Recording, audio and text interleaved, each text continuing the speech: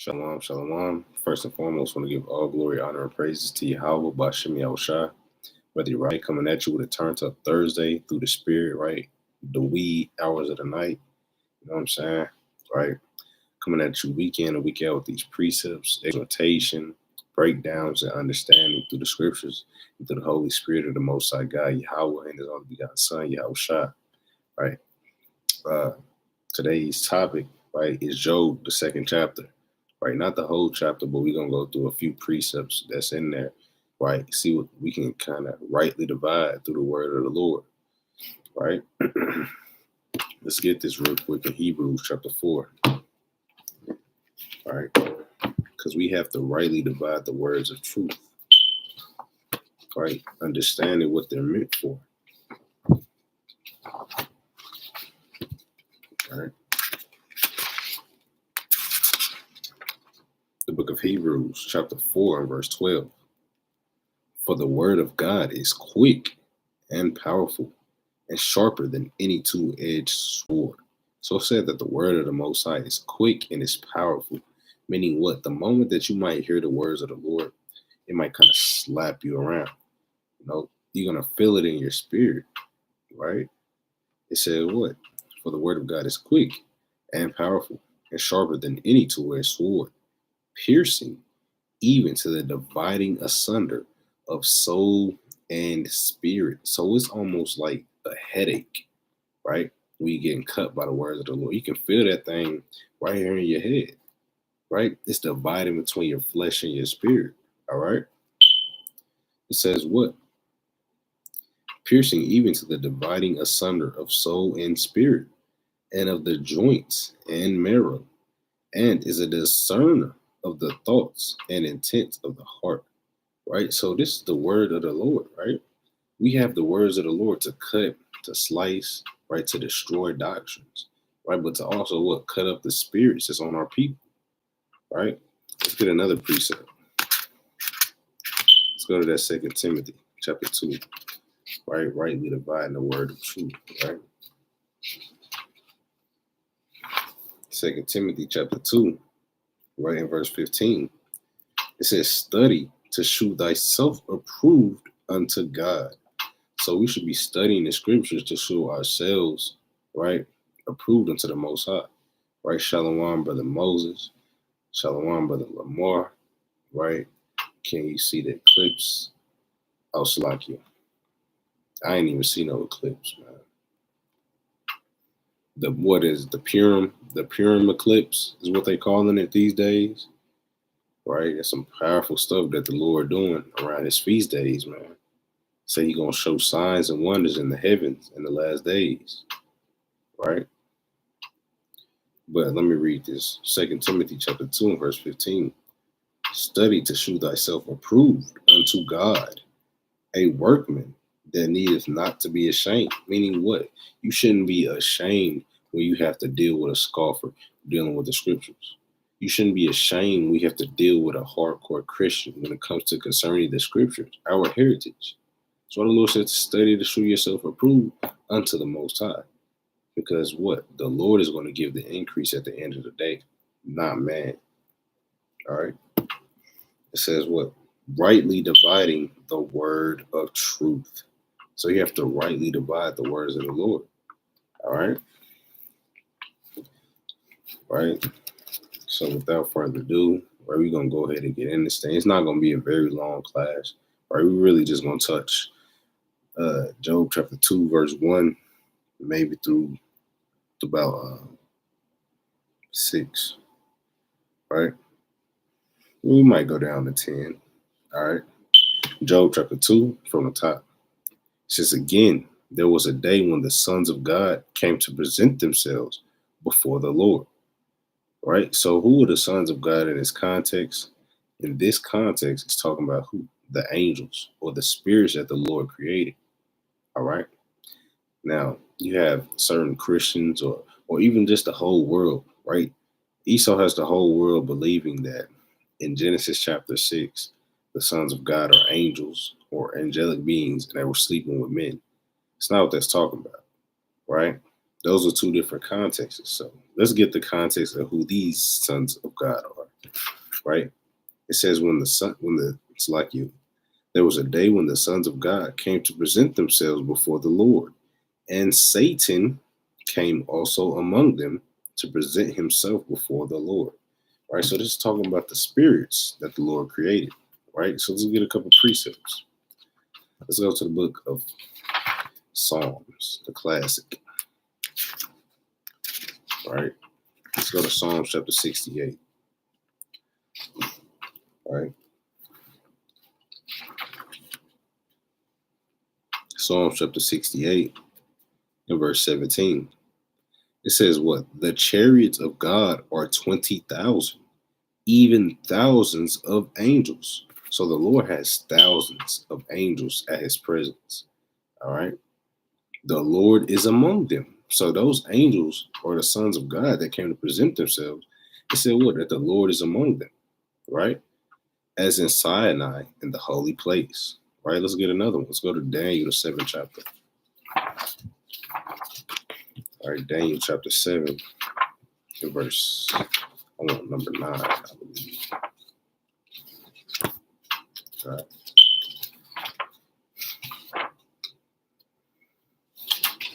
So like, I'm still breaking in this new Bible, y'all. All right, the book of Daniel, chapter 7 and verse 9. It says, I beheld till the thrones were cast down, and the Ancient of Days did sit, going into who? The Most High. All right. And it said what? That the thrones were cast down, meaning what? The rulerships of this world. Right. It tells you in Revelations, I believe the 11th chapter, that the Lord is going to inherit the kingdoms of this world. Right. It says what?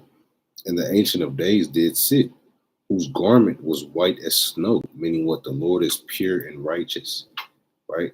He has a righteous garment. And the hair of his head like the pure wool. His throne was like the fiery flame, and his wheels as burning fire. Verse 10, here's the point. A fiery stream issued and came forth from before him, meaning what? The judgments that he speaks from his mouth, according to 2 Ezra chapter 13, verse 30 on down. Right? It says, and 10,000 times 10,000 stood before him, meaning who? The angels. It said 10,000 times 10,000. Right? In Psalms, it said what? The chariots or the angels are 20,000, meaning what? A number of perfection, right? A number of completion, meaning ultimately innumerable. Okay? It says, thousands ministered unto him, and 10,000 times 10,000 stood before him. The judgment was set, and the books were opened. Right? So those sons of God are what? Talking about the angels or the spirits that the Lord created. Right? Let me see real quick. Can brothers and sisters hear me in the chat? Y'all drop a comment. All right, y'all let me know if y'all can hear. Okay, all praise. Brother Moses in the spirit, he can hear. All right.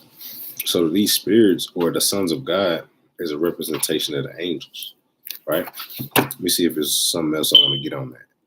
All right, let's get this account. Right, I can't forget this. Let's go to 1 Kings, 22nd chapter. Can't leave no stone unturned, like Capt Benaniyah said. Right? 1 Kings, the 22nd chapter. I believe on verse 18.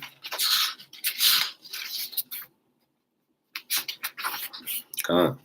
1 Kings chapter 22. And I'm going to start at verse.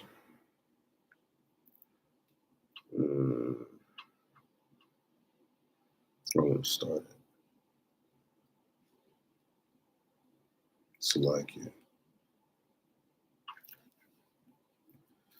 Salakia.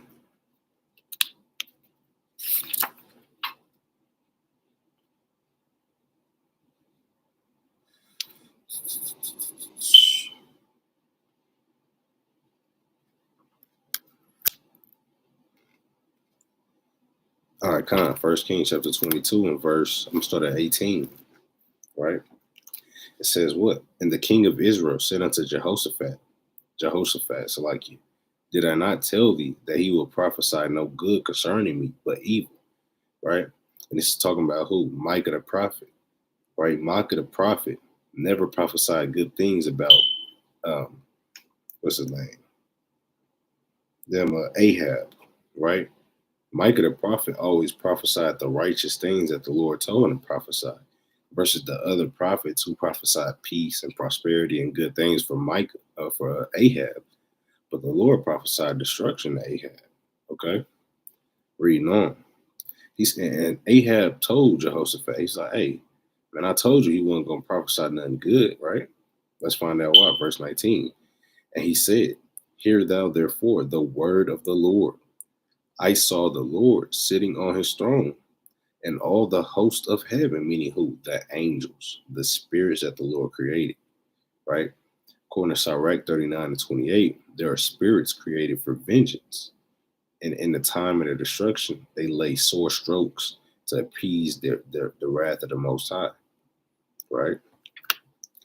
It says, and all the host of heaven standing by him on his right hand and on his left. So he got good righteous spirits on the right hand, and then he got the wicked spirits on the left hand.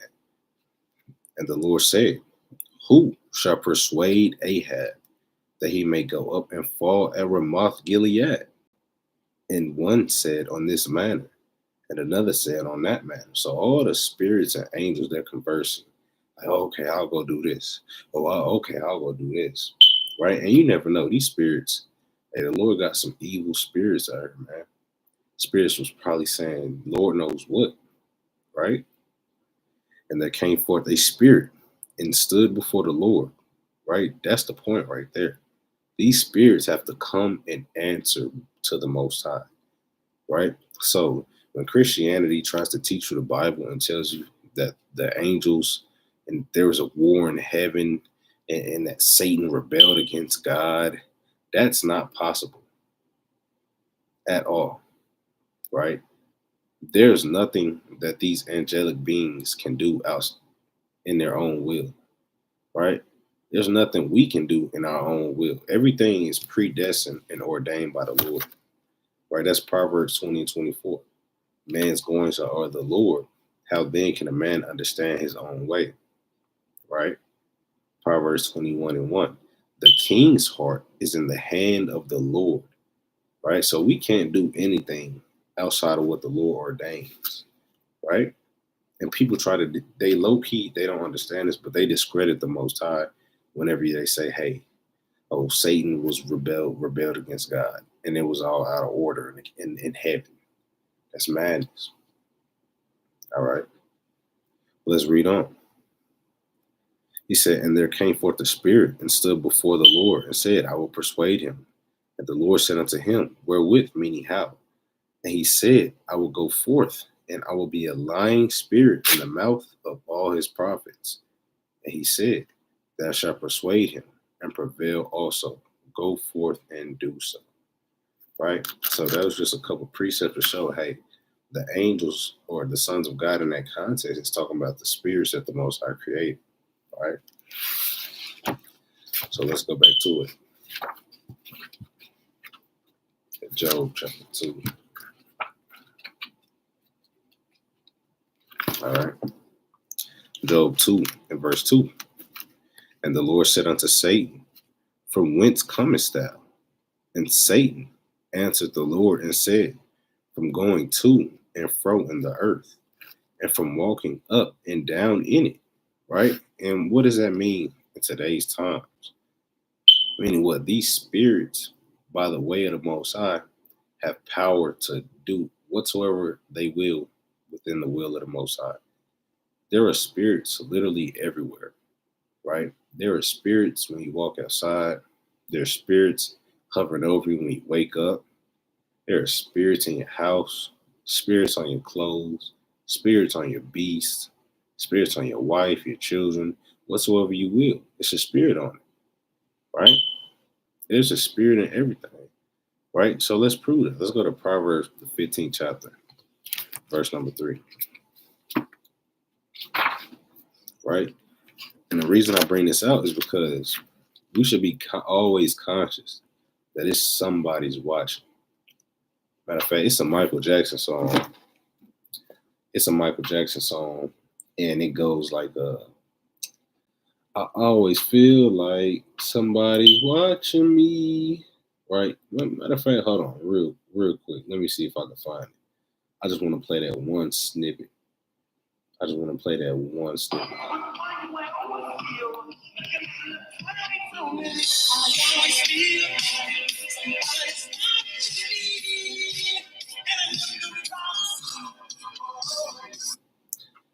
That's a true statement. There is literally somebody always watching, right? Man think he's slick. Man think he get behind closed doors, lock his doors up, and go freak off. But there's a spirit literally observing everything that you do. All right? This is Proverbs chapter 15 and verse 3. The eyes of the Lord are in every place. Literally in every place. You can't escape it. Right? There is no way you can escape being seen by the eyes of the Most High. Right? People always ask, well, how's the Lord doing this? He don't get off his throne. That's the point. The Lord sit on his throne. He sent out all the minions, and they're doing his bidding. Right? The eyes of the Lord are in every place, beholding the evil and the good. Meaning what? They're watching these things. They're taking notes, right? They're jotting everything down. What you thinking, what you was doing, what spirit you was moving in today, spirit you was moving in yesterday, and they're reporting back to the Most High, just like we just read in Job, the 2nd chapter. These spirits, they're working for the Most High. All right? Let's get another one. Let's go to Sirach, chapter 23, verse 19, the classic. All right. Sirach, chapter 23, verse 19. It says, such a man only feareth the eyes of men, and knoweth not that the eyes of the Lord are 10,000 times brighter than the sun. So these angels, right? These angels, their eyes are 10,000 times brighter than the sun, right? The Lord has these angels looking at every single detail, right? Like Brother Moses said in the chat, a very in-depth and detailed report, literally, right? That's why Yahweh Shah said what? Every idle word that men shall speak, he shall give account thereof in the day of judgment, right? So it says what? The eyes of the Lord are 10,000 times brighter than the sun, beholding all the ways of men and considering the most secret parts. So your secret sins, whatever you're dealing with on the left-hand side, right? And it's best that you just go ahead and remove those things far from you. Because at the end of the day, your brothers, they might not see you. Your sisters, they might not see you. But the Lord, right? The Lord Yahweh, the Lord Yahweh Shah, the angels, they see these things, man. And it's almost like a mockery, right? So let's go back to it, right? Job chapter 2 and verse 3, right? It says what? And the Lord said unto Satan, hast thou considered my servant Job? Right? And we're going to stop right there real quick. Because what this is a proven process for Job, right? The Lord is trying Job. The Lord is turning Job into pure gold, right? So the Lord asking the spirits, the evil spirits, hey, have you considered my servant Job? Hey, have you considered Uriah? Have you considered Sister Lynn? Have you considered Brother Moses, Brother Lamar, Brother Barakai? Have you considered these servants, right? That there is none like him in the earth, a perfect and upright man, one that feareth the Most High and escheweth evil. So let's stop it right there. It said what? That Job was a perfect man. How was it that Job was a perfect man? Let's get it in the law. Let's go to Deuteronomy, the 18th chapter, verse 13. And it reads thus: Thou shalt be perfect with the Lord thy God. And that's it. It literally reads, Thou shalt be perfect with the Lord thy God. How is it that one should be made perfect? Let's go to Psalm chapter 19 and verse 7. All right. Psalm chapter 19 and verse 7. The law of the Lord is perfect, converting the soul. So it's the law of the Most High God and the faith in Yahushua, which is perfect, which makes a man perfect, right? This is what makes a man perfect. This is what helps you convert from sin to righteousness. It says what? The testimony of the Lord is sure, making wise the simple. So if somebody tells you it's not practical to be perfect, or no man can be perfect, you can literally go in the scriptures and show you, hey, these men were perfect, right? Who else was perfect? Abraham was perfect. Daniel was considered blameless, which is another term for perfect, right? David wrote in Psalm chapter 119, verse 1 on down, Blessed are the undefiled which walk in thy law. So think about all the ancient Israelites, about all the Israelites today, right? That walk in the law of the Lord, walking undefiled, right? So it's not far-fetched, right, to be perfect, all right? It said, what? A perfect and an upright man, one that feareth God, right? So you have to fear the Most High God, because the fear of the Lord is what? The beginning of wisdom. Let's get that. Psalm 111 and 10. The fear of the Lord is the beginning of wisdom. And it reads thus: The fear of the Lord is the beginning of wisdom. A good understanding have all they that do his commandments. His praise endureth forever. So when you fear the Lord, you have a good understanding. A lot of times we run into people who think they have a good understanding, right? But what they simply are just some deep dummies, right? They think that they so holier than thou, got some mystical knowledge that ain't never been heard, right? Just itching and screaming and beckoning to hear some new thing, right? All of that man's wisdom is vain, but the fear of the Lord is the beginning of wisdom. Let's get another one. Proverbs chapter 1 verse 7.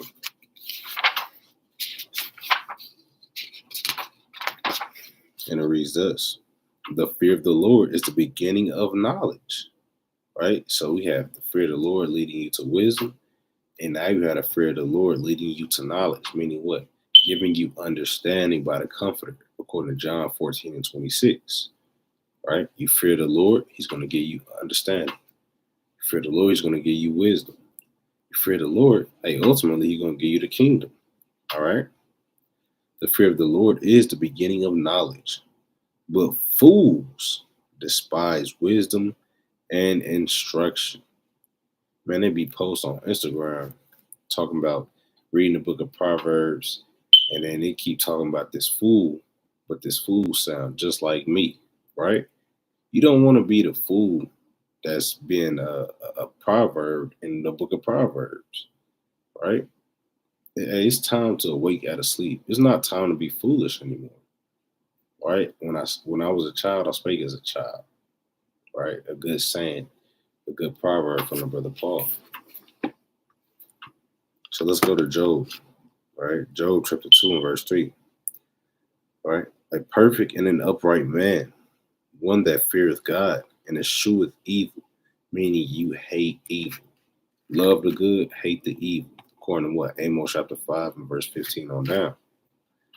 And still, he holdeth fast his integrity. Because what? Through our times of affliction, a lot of times, some brothers and sisters just be ready to go to hell off. They say, you know what? Life is going left. I'm going to just keep it. I'm going to keep carving it. Right? That's not time. That's not the type of timing that we on in this truth. Right? When the times get hard, we have to get harder. Right? When the going gets tough, we get tougher. You know what I'm saying? That's what this truth is about, right? Holding fast to integrity. Let's go to Psalm chapter 25 and verse 21. Right? And it reads thus. It's like it. Let integrity and uprightness preserve me, right? For I wait on thee. Redeem Israel, O Yahweh, out of all his troubles. So when you're going through afflictions, you should ask the Lord to let integrity and uprightness to preserve you, right? And in doing so, you should be patiently waiting when thou art changed to a lower state, right? Let's get another one. Psalms 26 and 1. Judge me, O Yahweh, for I have walked in mine integrity. So David is giving you the game right here, right? When you going through your afflictions, when you falling, right, it's best that you walk in your integrity. You have to know the things that's going to get you out the spirit and steer away from those things, right? I have trusted also in the Lord. Therefore, I shall not slide. Examine me, O Lord, and prove me. Try my reins and my heart. Because when the Lord try your heart, best believe He's going to check if you got some integrity. The Lord might put you in a position to know where sin is laying at the door, right? And it's going to ultimately be up to you versus you. Will you have integrity to shun away, as the scripture said, 2 Timothy 2 and 16, right? Or are you going to be weak and fall into your lewdness? All right, let's get one more. Let's go to the book of Job, right? Going back to Job. What I want. Job chapter 17, I believe. Job chapter 17. No, let's go to Job 13. Job chapter 13 and verse 15. Right? Job chapter 13 and verse 15. Though he slay me, yet will I trust in him. Right? So though you have been afflicted, though the Lord giving you the bread of affliction, right, and the water of adversity, roughly paraphrasing, right?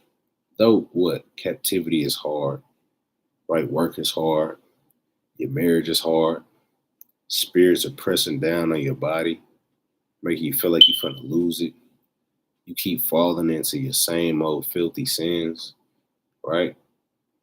Hey, money's looking funny, but the bills just keep billing, right? Though he slay me, yet will I trust in him, right? That's it right there.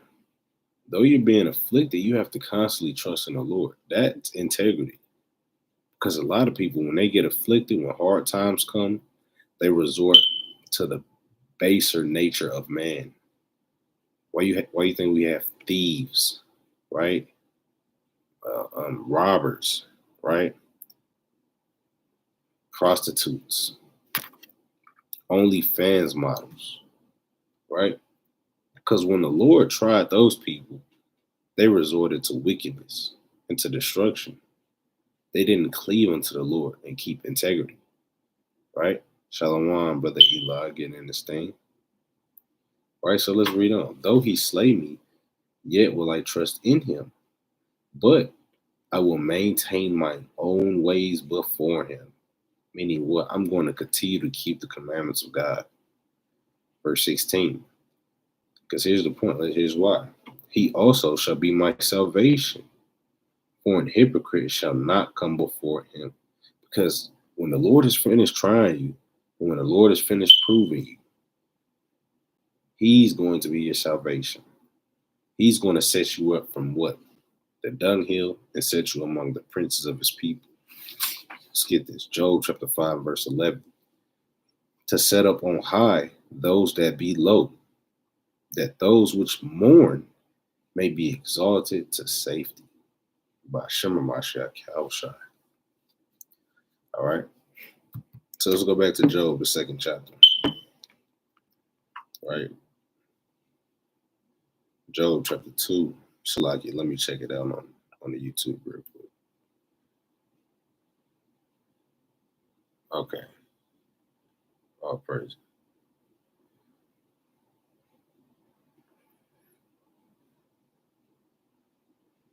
All right, Con. Job chapter 2, all right, in verse 3. It says, He holdeth fast his integrity, although thou movest me against him to destroy him without cause. And Satan answered the Lord and said, Skin for skin, yea, all that a man hath will he give for his life. All right? But put forth thine hand now and touch his bone and his flesh, and he will curse thee to thy face. Right? So here's a lesson right here. When Satan, right, when Satan understands that you're being afflicted and you're still holding fast to integrity, right? He might touch your car, your video games, your finances a little bit, right? Then it said what? He's going to touch his what? Touch his bone and his flesh, and he will curse you to thy face, right? And that's double fold right there. We're going to touch on it a little bit, right? Let's find out what he means. And the Lord said unto Satan, Behold, he is in thine hand, but save his life. So let's get a couple precepts real quick. Because what? The Lord delivered Satan into, it's like the Lord delivered Job into Satan's hand, meaning what? Into the hand of affliction. Why is that though? Let's go to the Isaiah chapter 48 and verse 10. As a matter of fact, I'm in Proverbs right now. So let's go to Proverbs chapter 17 and verse 1. All right. Proverbs chapter 17. I'm starting at verse 2. A wise servant shall have rule over a son that causes shame. It shall have part of the inheritance among the brethren. Right? I should have started at 3 because that's the point. Verse 3. The fining pot is for silver, and the furnace for gold. So it said that the fining pot is for silver, and the furnace, meaning what? Affliction, right? Hard times, trial. The fiery furnace is for gold. Because that's what the truth is about. Ultimately, in this captivity, right? The Lord going to turn a man into fine gold. That's what we're striving to be, right? Purified by the Most High God, turned into fine gold. Meaning what? We made it through Babylon and its whoredoms and its witchcrafts, right? We made it through Jacob's trouble, right? We made it through what? Persecutions, famines, uproars, and riots, right? We made it through the wickedness and the evil spirit of Babylon, all right?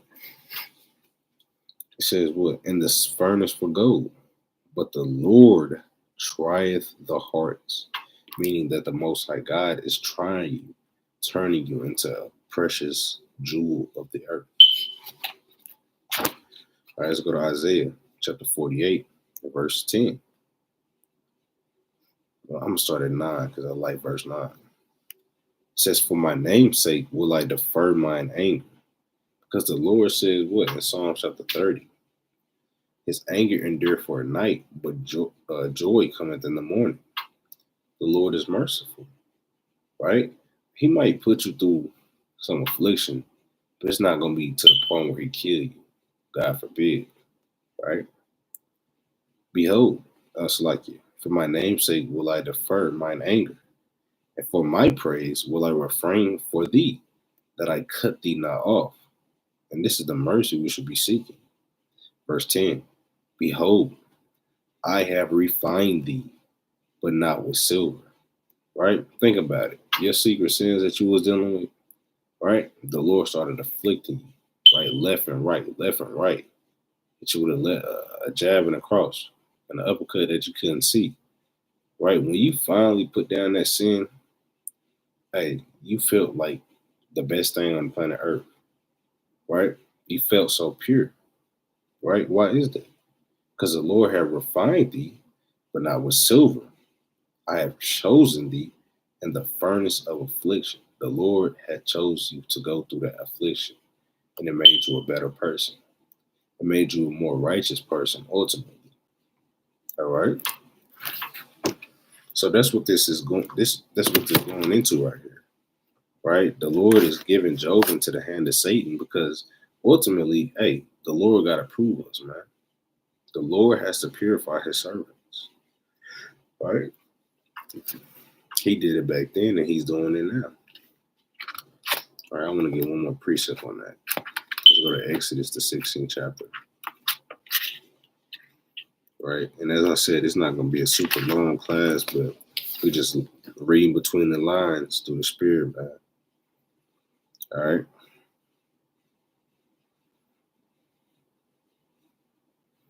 Well, man, this new sword, man, begin to me sometimes. Let me look up this precept real quick, Salakia. Hey, man, I'm not an AI robot, man. You know, I forget precepts sometimes, man. Right.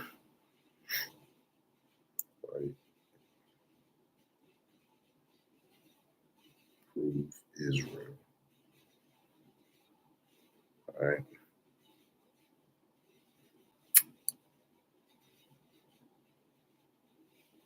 All right, Exodus chapter 16. All right, in verse 3, it says what?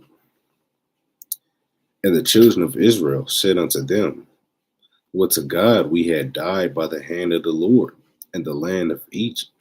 Right? And these just rebellious, stiff-necked children, man, unthankful and ungrateful. And that's how the children of Israel are in today's times as well. Right? Hey, the Lord just delivered us out of Egypt with a mighty hand. And here we are. Hey, did the Lord want us to die in Egypt? The hell are you talking about? Right? When we sat by the flesh pots and when we did eat bread to the full, right? Meaning what? They loved the comforts of Egypt.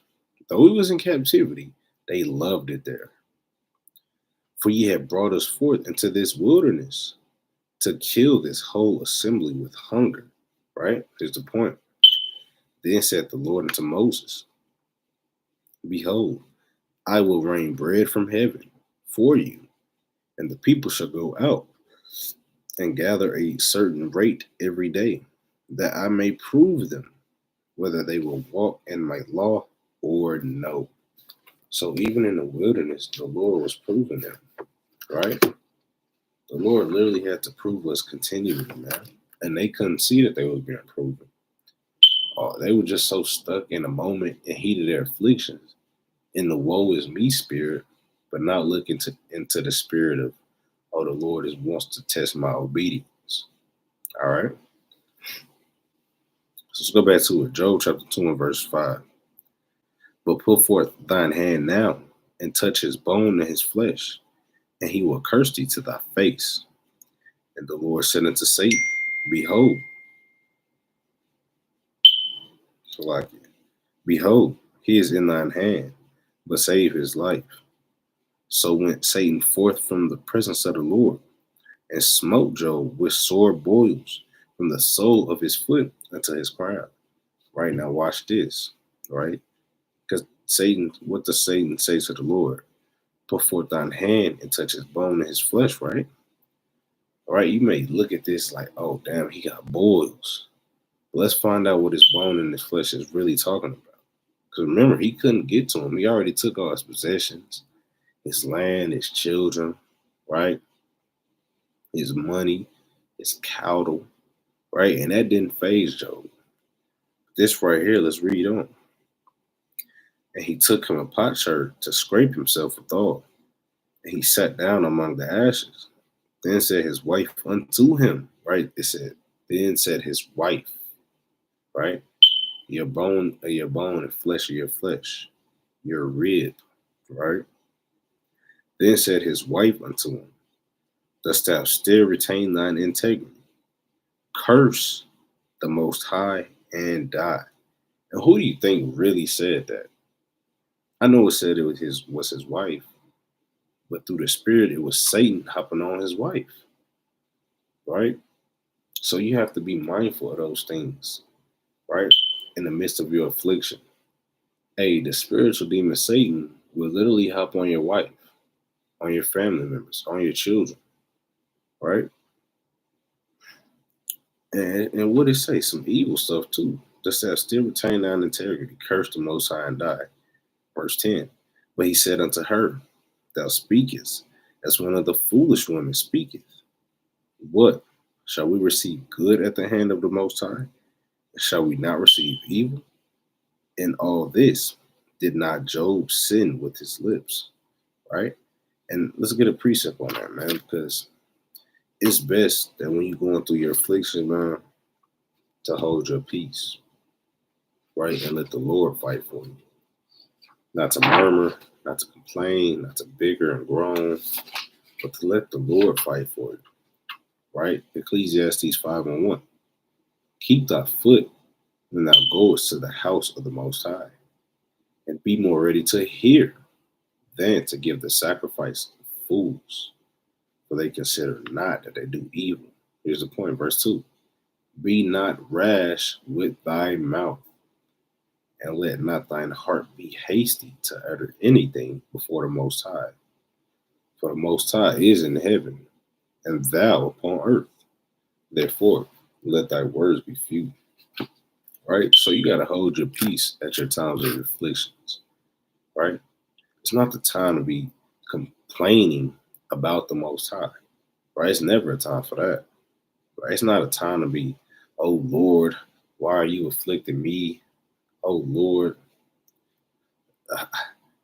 speaking things that shouldn't be spoken, right? Cursing the Most High. So you have to be mindful of those things, man, right? And when Satan hops on your the weaker vessel, your wife, right? Or Satan might even hop on the husbands or their children, right? Let's get this precept. Let's go to 1 Corinthians, right? I want to say the 7th chapter. Right, this is for you husband and wives. Right, 1 Corinthians chapter 7, verse 4. It says, the wife hath not power of her own body, but the husband.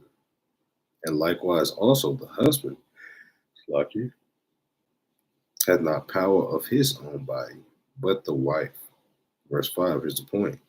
Defraud ye not one the other, except it be with consent for a time, that ye may give yourselves to fasting and prayer, and come together again, right?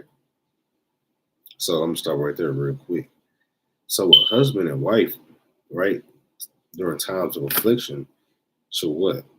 Give yourselves to fasting and prayer together, right? Because what the Lord joined together, let no man cast asunder. Meaning what? Not even the spirits, right? Read on, that Satan tempt you not for your incontinence. Damn, Salakia. Incontinency, right? Tendency. Incontinency. Man, these words kicking my butt. What time is it? It's 1:46. It's almost 2 in the morning, right? Salakia, right? But the point is what? Hey, you don't want to let Satan come into your marriage and destroy it, right? Because, hey, that's the great precept. Like Brother Moses dropped in the chat, Matthew 10:36. A man's foes shall be they of his own household. Because think about it, coming into this truth, he was looked at as what? Outcasts, the weirdos. They called us hoteps. All manner of just weird names, man. Right? And that's what's going to happen in this truth, man. So you have to be prepared for those things. You're not going to be able to save everybody. You're not going to be able to save your whole family, right? How willing, that your family is saved. You saved along with them, right? But that's just the times that we're living in, right? I actually want to get that precept real quick, though. We're going to close out through the spirit. All right, let's go to Matthew chapter 10.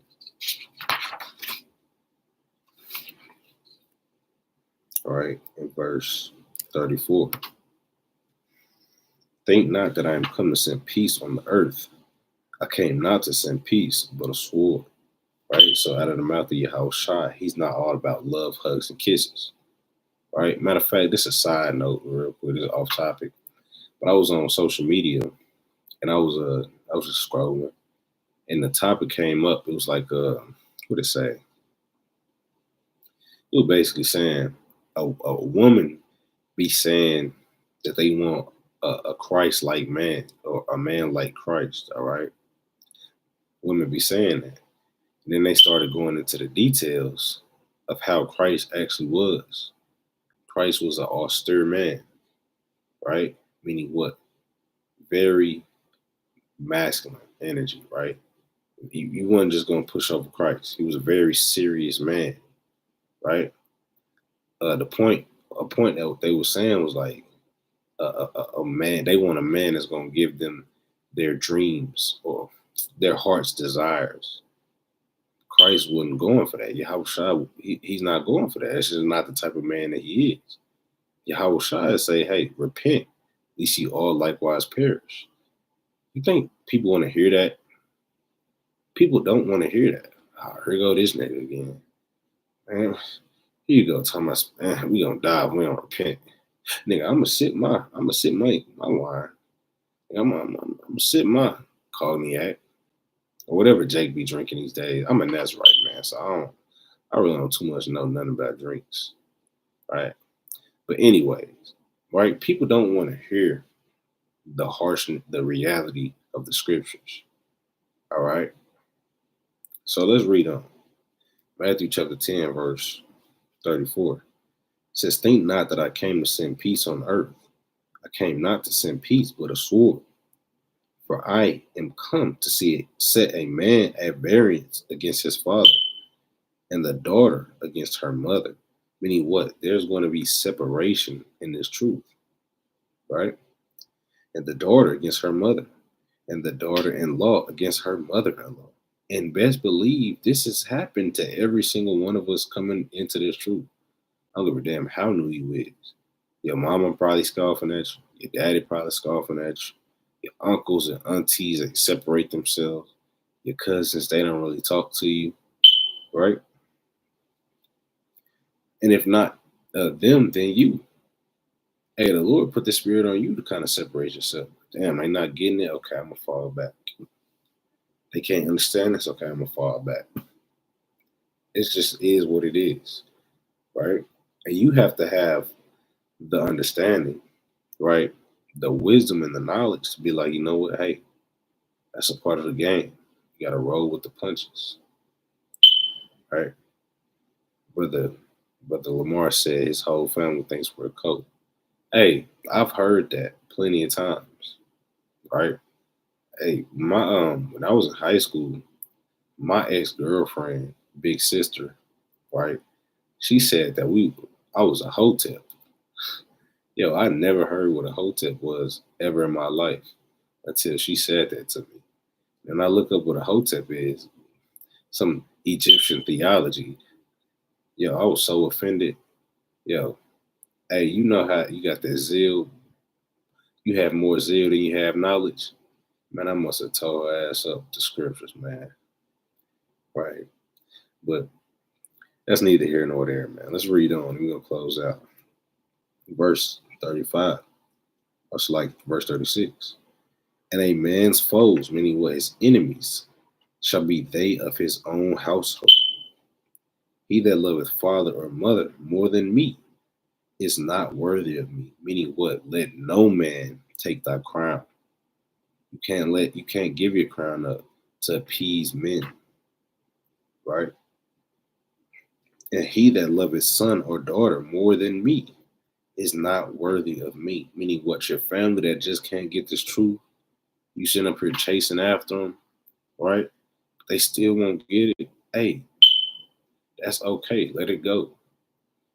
Because if you continue to show that the Lord, that they're more worthy of your time than he is, the Lord said, well, you're not worthy of him. Verse 38. And he that taketh not his cross and followeth after me, he is not worthy of me. He that findeth his life shall lose it. Meaning what? He that findeth his life, meaning what? Your life in this world, right? The life of this world, rather. He that findeth his life shall lose it. And he that loseth his life, meaning what, you give up this old man for the new man, shall find us, like it for my sake, shall find it. Right? And I'm gonna close out with that, man. Lord willing, y'all was edified through the Spirit. Lord willing, y'all seen things through the Spirit the way I saw it through the Spirit. Right? Lord willing, brothers and sisters are constantly enduring, setting their hearts aright, chasing after the Most High, right, and His righteousness, right, and obedience and faith in the Lord Yahweh. You know, we coming out the spirit of Purim and destruction of Nicanor. Right, I'm gonna do a class on that tomorrow, Lord willing, just to honor that feast and mighty memorial by way of the Most High. You know, just celebrating the destruction of our enemies, man, and the redemption of our people, man, because that's what we need in these last days, man. The redemption of Israel. That's what we need, and that's what we're hoping for. You know, so all praise to the Most High for brothers and sisters checking in, right? Kwam Yasha'Allah, continue to throw up prayers and fast to the Most High for one another, right? And let's cleave unto the Lord and endure. All right. Shalom, Brother Uriah.